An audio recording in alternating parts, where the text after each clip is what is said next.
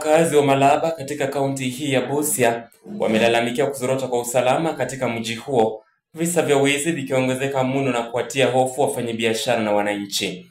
Juma moja lililopita, maafisa wa serikali kuu kutoka jijini Nairobi walidai kukadiria hasara ya mamilioni ya pesa baada ya vifaa vyao vya kazi vikiwemo kamera na vipatakilishi kuibiwa katika vyumba vyao vya kulala vya hotelini. Idara ya uchunguzi wa jinai DCI ikiendeleza uchunguzi wao, washukiwa wawili walikamatwa na kufikishwa mahakamani.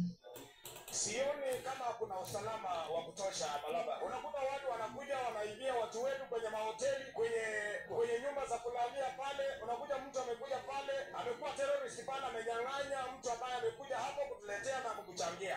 Juzi naye katika hiyo hoteli yenye inaitwa Blue Sky. Tulikuwa hapa tukifanya kazi zetu, tukasikia mgeni alikuja, hata wengine si watu wa bodaboda tuliwabeba, lakini ikafika mahali kufika huko tunaambiwa watu wameibiwa. So kumaanisha kwamba serikali hii isipotilia maanani, hata sisi tutakosa kazi ya kufanya. Aidha, umetoa changamoto kwa serikali ya kaunti ya Busia kuzingatia kuweka taa za barabarani, kwani zilizowekwa hazifanyi kazi kwa sasa.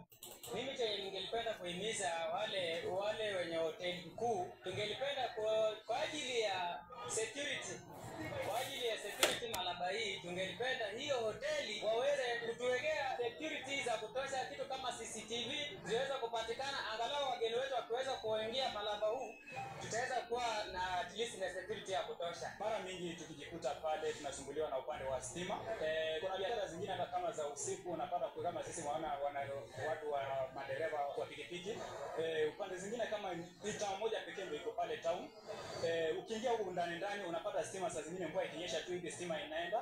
Hatuna stima ya ukweli pale Malaba. Wageni wataogopa kwa sababu hatuna security lights za kutosha. Na hatuna usalama ya kutosha. Kwa naomba hawa wasaidiane kwanza, watafute usalama kulingana na hoteli ipate nini tayari CCTV ndio wafanye kazi yao kwa usalama. Wakazi mjini Malaba sasa wanatishia kufanya maandamano ya amani kushinikiza kuimarisha kwa usalama katika mji huo, wakisema kuwa kilio chao kimepuuzwa kwa muda mrefu. Ni swala si mzuri na onyo tena kwa serikali, kama watu wanaendelea kufanya hivi